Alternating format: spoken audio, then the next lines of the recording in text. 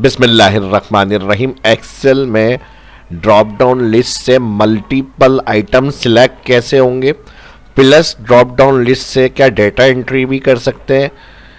तो ये शायद पहली दफ़ा सुन रहे हो। हाँ बिल्कुल, इस तरह का मैं एक ऑप्शन आपको समझाऊंगा कि ड्रॉप डाउन लिस्ट से मल्टीपल आइटम भी सिलेक्ट होंगे और इसके साथ डेटा एंट्री भी कर सकते हैं। और जिन्हें ड्रॉप डाउन लिस्ट नहीं पता कैसे बनेगी वो भी इस वीडियो में सीखने को मिलेगा। तो चलिए शुरू करते हैं आज की इस क्लास को। माइक्रोसॉफ्ट एक्सेल को ओपन करेंगे। रिक्वेस्ट है ये वीडियो फर्स्ट में या फर्स्ट एंड में लाइक ज़रूर करें। माइक्रोसॉफ्ट एक्सेल को ओपन करेंगे यहाँ पर। अब इसके अंदर अगर हमें कोई नॉर्मल ड्रॉप डाउन लिस्ट बनानी है तो उसमें हमारे पास जो भी नेम होंगे आइटम के जिसमें ड्रॉप डाउन लिस्ट ऐड करनी है हमें। अब यहाँ पर मैंने कुछ प्रोडक्ट्स के नेम ऐड कर लिए हैं। ड्रॉप डाउन सिंपल जिस सेल में भी हमें बनानी है उस सेल पर पहले क्लिक, डाटा ऑप्शन मेन्यू के अंदर डेटा वैलिडेशन, डेटा वैलिडेशन में यहाँ पर अलाउ ऑप्शन में लिस्ट, और यहाँ मैं बता रहा हूँ सिंपल ड्रॉप डाउन का तरीका बनाने का। आप इस तरह सेलेक्ट कर लें, ओके कर दें तो यहाँ पर जो आपने क्लिक करा हुआ होगा सेल उसके अंदर आपके ऑल आइटम नेम सेलेक्ट होंगे। लेकिन one time drop down list में वन आइटम ही सिलेक्ट होता है। अब इसको हम मल्टीपल आइटम कैसे करेंगे, यानी एक के बाद दूसरा सिलेक्ट हो तो इसी लिस्ट में कॉमा के बाद सेपरेट हो गए, दूसरा लिखा हुआ है तीसरा लिखा हुआ है, तो इसके लिए हमें एक छोटा सा VBA कोड टाइप करना है। ठीक है जी।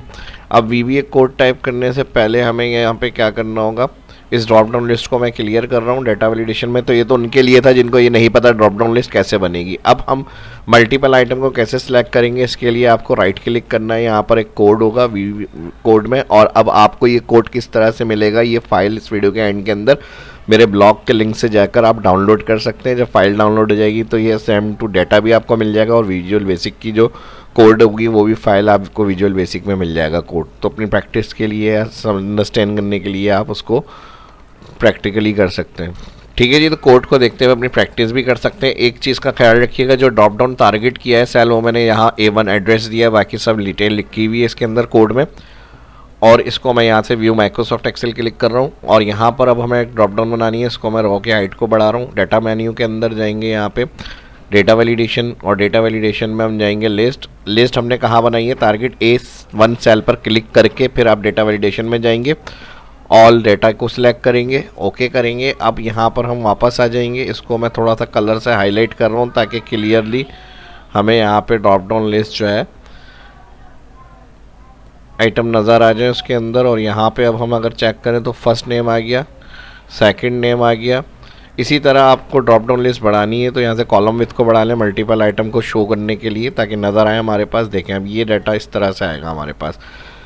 तो ये तो होगा मल्टीपल आइटम सेलेक्ट। अब जो मैंने कहा था डेटा एंट्री के लिए यूज़ कर सकते हैं, तो वो किस तरह से होगा, वो इस तरह से होगा कि आप कोई भी अपनी एक डाटा की प्रोडक्ट हेडिंग कोई डिफाइन कर लें। मैंने यहाँ पर कर लिया प्रोडक्ट सेल्स। अब प्रोडक्ट सेल्स को मैं यहाँ पर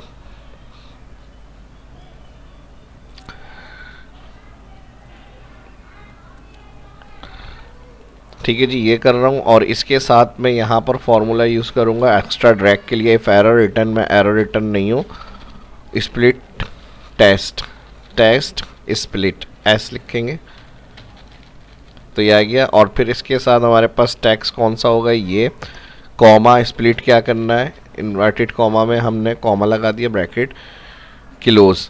और इसके साथ अब हम यहाँ पर क्या करेंगे, अभी अगर हम इंटर करते हैं तो ये अच्छा इफ एरर में कॉमा और दो इन्वर्टेड कॉमा फॉर ब्लैंक, ये हमारा इफ एरर हो गया। इंटर करने से ये हॉरिजॉन्टल फॉर्म में आ जाएंगे, लेकिन हमें वर्टिकल में चाहिए तो यहाँ पर हम टैक्स स्प्लिट से पहले ट्रांसपोज फंक्शन लगा देंगे।